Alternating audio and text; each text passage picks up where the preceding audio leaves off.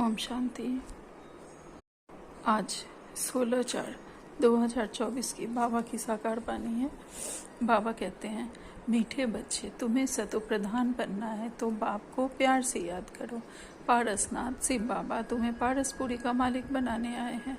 बाबा कहते हैं, अगर हम बच्चों को सतो प्रधान बनना है तो बाबा को हमें बहुत प्यार से याद करना है। पारसनाथ शिव बाबा हमें पारसपुरी का मालिक बनाने आए हैं। आज का प्रश्न है, तुम बच्चे किस एक बात की धारणा से ही महिमा योग बन जाएंगे? हम बच्चे किस एक बात की धारणा करेंगे जिससे हमारी महिमा होगी? उत्तर में बाबा कहते हैं, बहुत बहुत निर्मांचित बनो। किसी भी बात का अहंकार नहीं होना चाहिए। बहुत मीठा बनना है। अहंकार आया तो दुश्मन बन जाते हैं। ऊंच अथवा नीच पवित्रता की बात पर बनते हैं। जब पवित्र है तो मान है, और पवित्र है तो सबको माथा टेकते हैं। बाबा कह रहे हैं कि हम महिमा योगी तब बनेंगे जब हम बहुत निर्मांचित बनेंगे। निर्मांचित अर्थात न जिसे मान और सम्मान का कोई मोह जिसे नहीं रहता। हमें बिल्कुल निर्माणता की भाव से कोई भी कार्य करते हैं, चाहे घर में करे, बाहर करे, सेंटर्स पे करे, निर्मांचित बनकर हम सेवा भाव से करें। हमारा कोई भी अहंकार किसी बात में नहीं होना चाहिए। हमें बहुत मीठा बनकर कोई भी कार्य करना है। अहंकार अगर आएगा तो हम खुद ही दुश्मन बन जाएंगे। बहुत हम ऊंच बनते हैं कि नीच बनते हैं, वो बस पवित्रता के आधार पर ही बनते हैं। जब पवित्र हैं तो मान है, और अपवित्र हैं तो सब माथा टेकते हैं। यहाँ बाबा कहते हैं, जब बहनें कुमारी रहती हैं, जब कुमारी कन्याएं रहती हैं तो उनकी सब पूजा करते हैं, उनको माथा टेकते हैं। जब शादी हो जाती है तो वो सबका माथा टेकती है, वो सबके पैर छूती है। जब अपवित्र बन जाती हैं तो शादी के बाद। ओम शांति। रूहानी बाप बैठ बच्चों को समझाते हैं। बाप भी समझते हैं कि हम इन बच्चों को समझाते हैं। यह भी बच्चों को समझाया गया है कि भक्ति मार्ग में भिन्न भिन्न नाम से अनेकानेक चित्र बना देते हैं। जैसे कि नेपाल में पारसनाथ को मानते हैं, उनका बहुत बड़ा मंदिर है, परंतु है कुछ भी नहीं। 4 दरवाजे हैं, 4 मूर्तियां हैं, चौथे में कृष्ण को रखा है।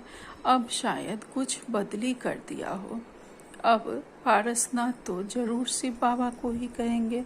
मनुष्य को पारस बुद्धि भी वही बनाते हैं।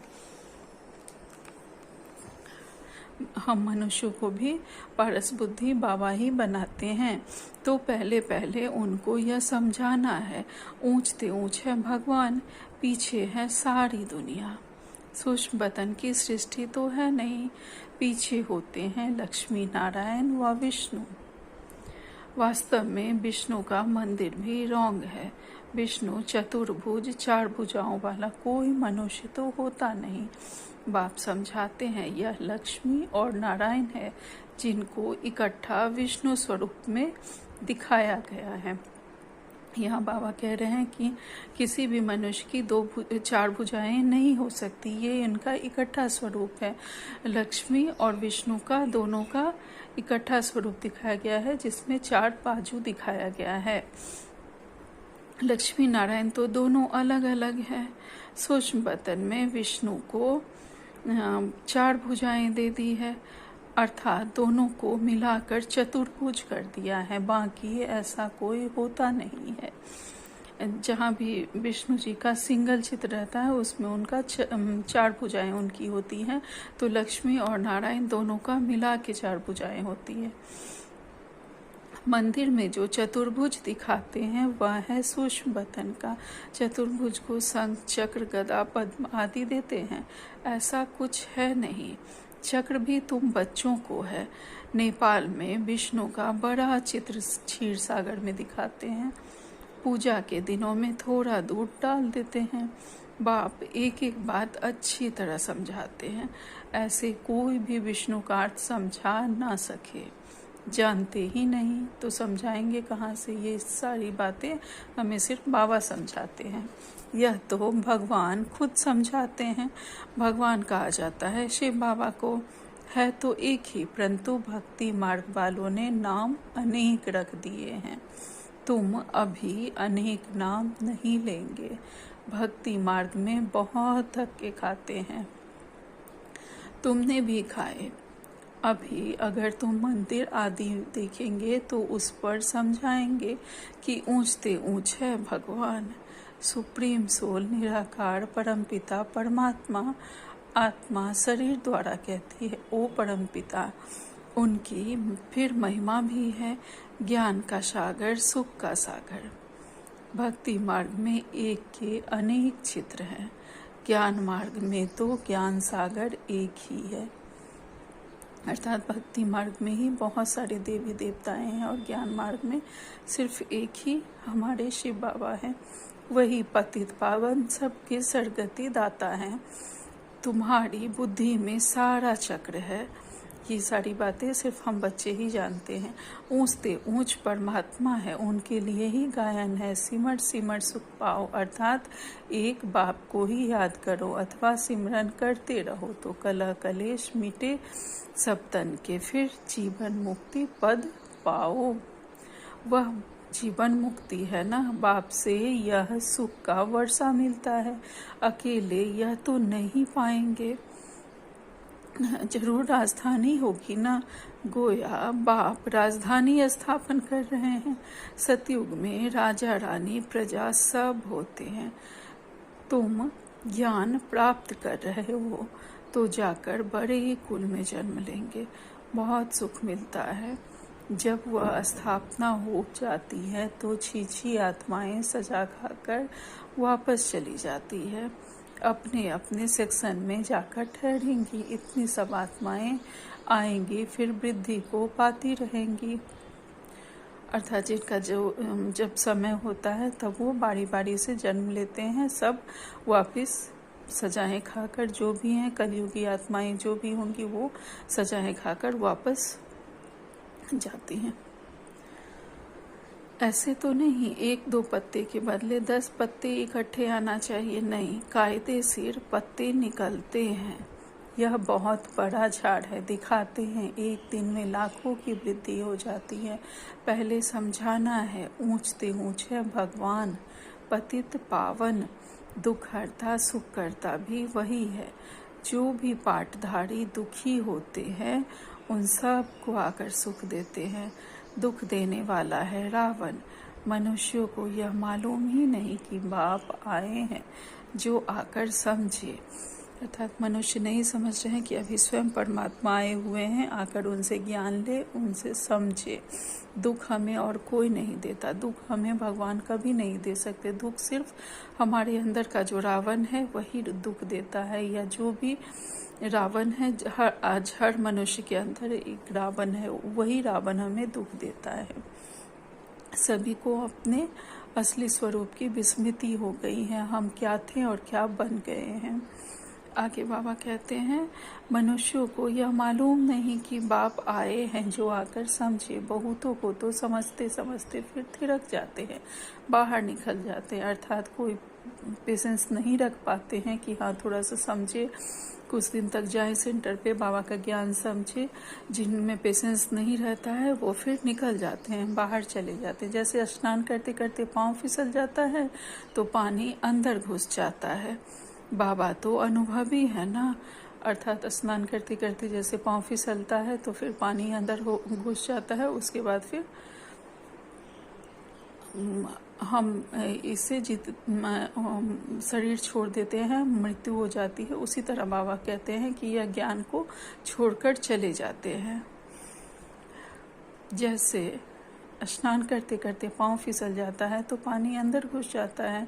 बाबा तो अनुभवी है ना, बाबा तो ये सब देखे हैं, अनुभव किए हैं। यह तो विषय सागर है, बाबा तुमको क्षीर सागर तरफ ले जाते हैं। अर्थात बाबा हमें मुक्ति धाम की तरफ ले जाते हैं, ज्ञान सिखाकर हमें। परंतु माया रूपी ग्राह अच्छे अच्छे महारथियों को भी हफ कर लेती हैं। जीते जी बाप की गोद में मरकर रावण की गोद में चले जाते हैं।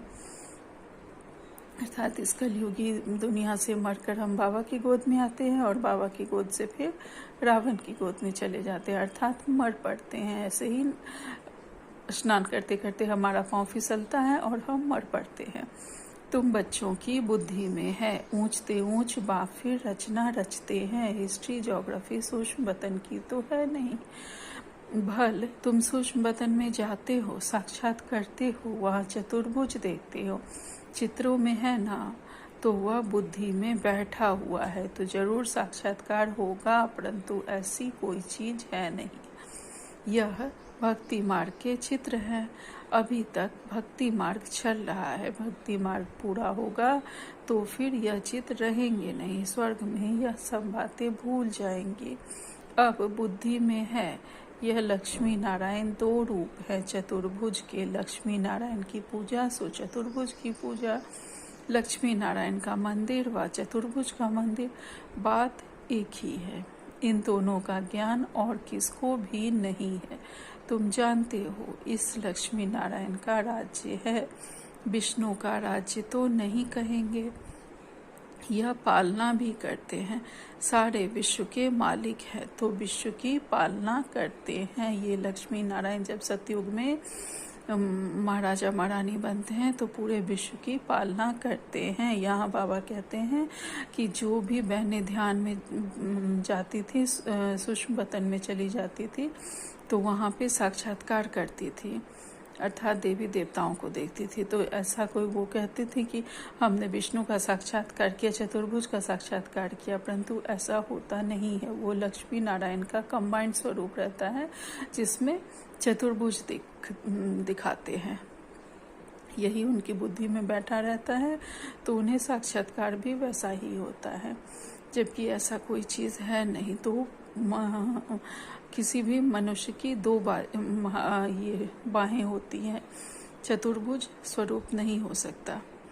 बाबा कहते हैं भक्ति मार्ग पूरा होगा तो फिर यह चित्र नहीं रहेंगे। जब भक्ति मार्ग पूरा हो जाएगा तब यह चित्र नहीं रहेंगे, तब अलग अलग चित्र बनाया जाएगा लक्ष्मी और नारायण का। स्वर्ग में यह सब बातें हम लोग भूल जाएंगे। अभी बुद्धि में हम लोगों के लक्ष्मी और नारायण के दो अलग अलग चित्र हैं।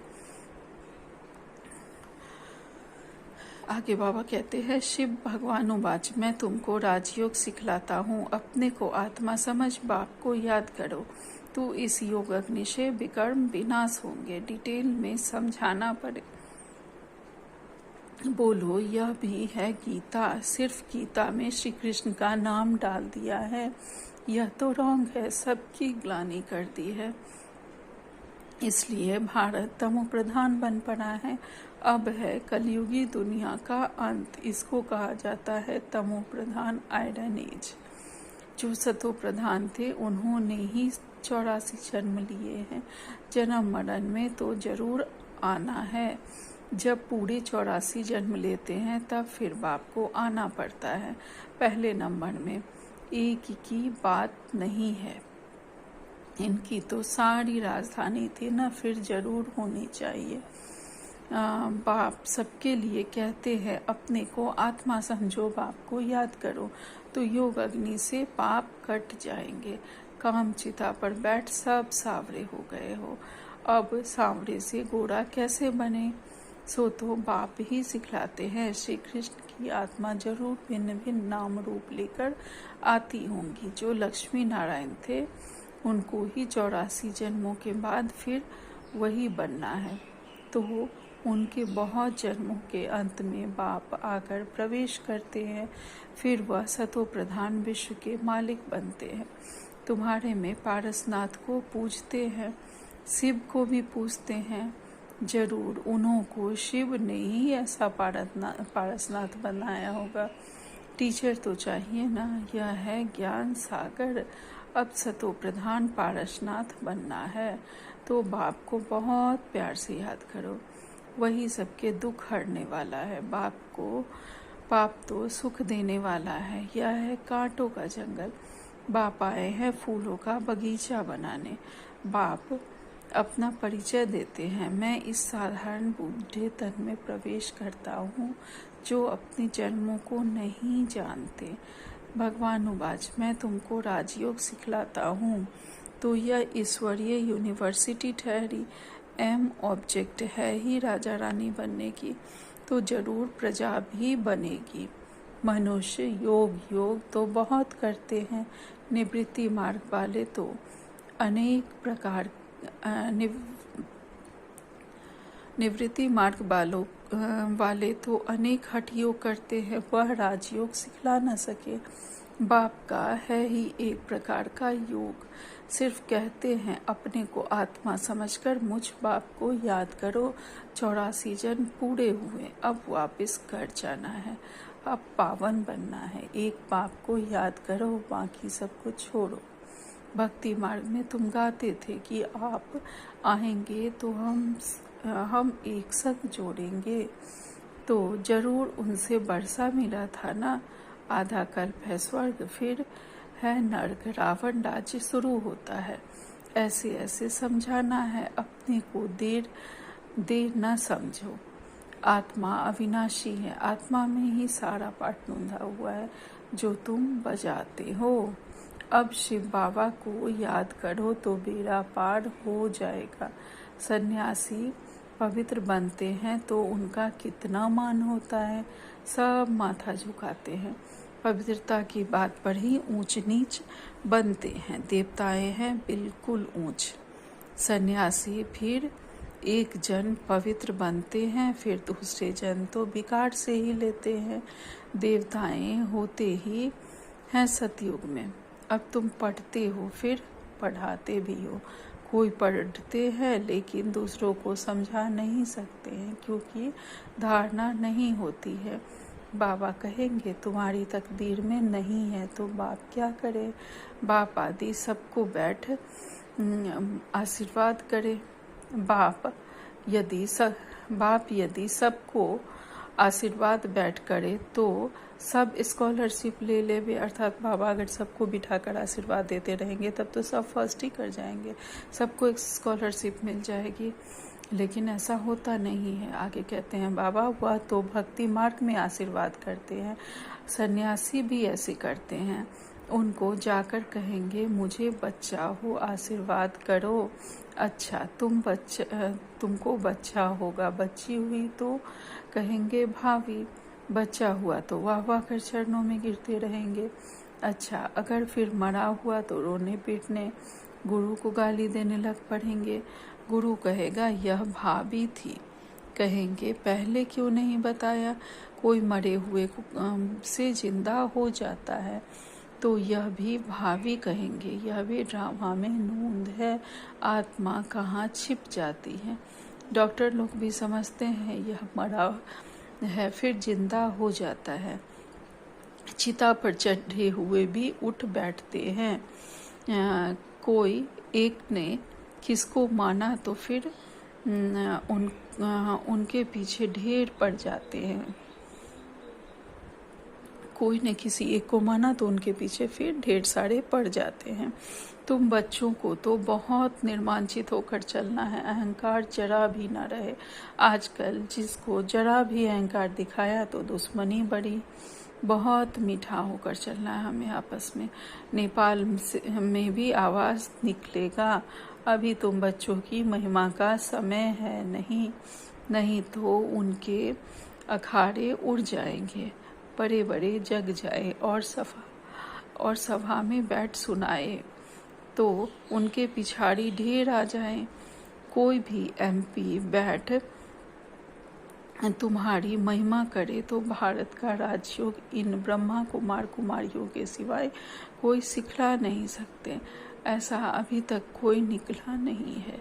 बच्चों को बहुत होशियार चमत्कारी बनना है। फलाने भाषण कैसे करते हैं सीखना चाहिए। सर्विस करने की युक्ति बाप सिखलाते हैं, बाबा ने। मुरली जो चलाई एक्यूरेट कल्प ऐसे चलाई होगी।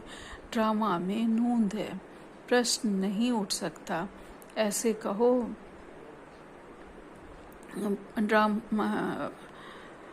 ड्रामा में नूंद है, प्रश्न नहीं उठता है, ऐसे क्यों? ड्रामा अनुसार जो समझाना था वह समझाता रहता हूँ, बाकी लोग तो अथाह प्रश्न करेंगे। बोलो, पहले मन मनाभव हो जाओ, बाप को जानने से तुम सब कुछ जान लेंगे। अच्छा, मीठे मीठे सिकिलदे बच्चों प्रति माता पिता बाप दादा का याद प्यार और नमस्ते। रूहानी बाप की रूहानी बच्चों को नमस्ते। हम सब रूहानी बच्चों की रूहानी माता पिता बाप दादा को याद प्यार, गुड मॉर्निंग और नमस्ते नमस्ते नमस्ते। शुक्रिया मेरे मीठे प्यारे बाबा, आपका लाख लाख शुक्रिया। धारणा के लिए मुख्य सार है। पहली पॉइंट है आज, सर्विस की युक्ति सीखकर बहुत बहुत होशियार और चमत्कारी बनना है। धारणा कर फिर दूसरों को करानी है। पढ़ाई से अपनी तकदीर आप ही बनानी है। दूसरी पॉइंट है, किसी भी बात में जरा भी अहंकार नहीं दिखाना है। बहुत मीठा और निर्वांछित बनना है। किसी भी बात में हमें जरा सा भी अहंकार नहीं दिखाना है, बहुत मीठा और निर्वांछित बनना है, नहीं तो माया रूपी ग्राह से अपनी संभाल करनी है, नहीं तो माया रूपी ग्राह जो होगी वह हमें खा जाएगी। आज का वरदान है, बीती को श्रेष्ठ विधि से बीती कर यादगार स्वरूप बनाने वाले पास विद ऑनर भव। बीती को श्रेष्ठ विधि से बीती कर अर्थात समाप्त कर यादगार स्वरूप बनाने वाले पास विद ऑनर भव। हमें बाबा ने आज पास विद ऑनर का वरदान दिया है। पास्ट इज पास्ट तो होना ही है, समय और दृश्य सब पास हो जाएंगे, लेकिन पास विद ऑनर बनकर हर संकल्प व समय को पास करो, अर्थात बीती को ऐसी श्रेष्ठ विधि से बीती करो जो बीती को स्मृति में लाते ही वाह वाह के बोल दिल से निकले। अर्थात हमने कितनी आसानी से, कितने अच्छे से किसी बात को समाप्त कर दिया, खत्म कर दिया, उस पर बिंदु लगा दी, यह वो बात याद आते ही हमारे दिल से वाह वाह के गीत बजने लगे, ना कि हमें अफसोस लगे कि ऐसा हमारे साथ हुआ था, हम दुखी हों, ऐसा कभी नहीं सोचना है। आगे बाबा कहते हैं, अन्य आत्माएं आपकी बीती हुई स्टोरी से पाठ पढ़े। अन्य आत्माएं भी हमारी इस तरह की कहानियों से पाठ मिले, उन लोगों को भी मार्गदर्शन मिले। आपकी बीती यादगार स्वरूप बन जाए तो कीर्तन आदि कीर्ति गाते रहेंगे। हमारी बीती यादगार स्वरूप बन जाएगी तो कीर्तन और कीर्ति हमारी होती रहेगी। द्वापर में फिर हमारे रूप की, इस तरह के रूप की पूजा होती रहेगी। आज का स्लोगन है, स्व कल्याण का श्रेष्ठ प्लान बनाओ तो विश्व सेवा में सकाश मिलेगी। स्व कल्याण के लिए, अपने कल्याण के लिए भी अगर हम श्रेष्ठ प्लान बनाते हैं, सबको सकाश देते हैं प्लान बनाकर, तो विश्व सेवा में जब हम पूरे विश्व की सेवा करते रहेंगे, उस समय हमें भी सकाश मिलती रहेगी। जब हम अपने फरिश्ते स्वरूप में पूरे विश्व को सकाश देंगे तो हमारे भी इस लौकिक पाठ को सकाश मिलती रहेगी। आज के अव्यक्ति सारे में बाबा कह रहे हैं,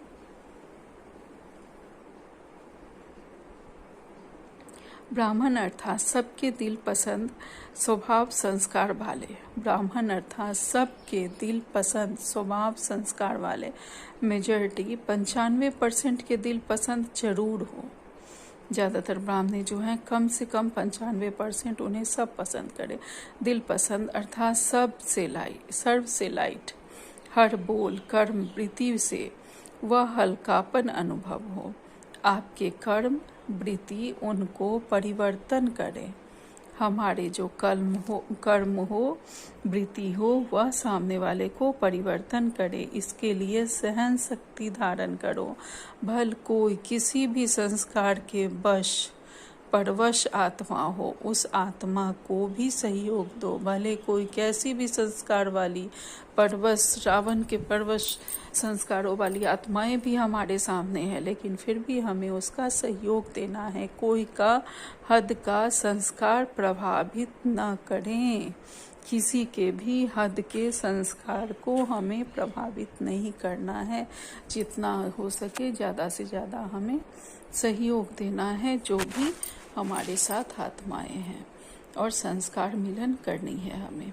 अच्छा, ओम शांति, ओम शांति, ओम शांति।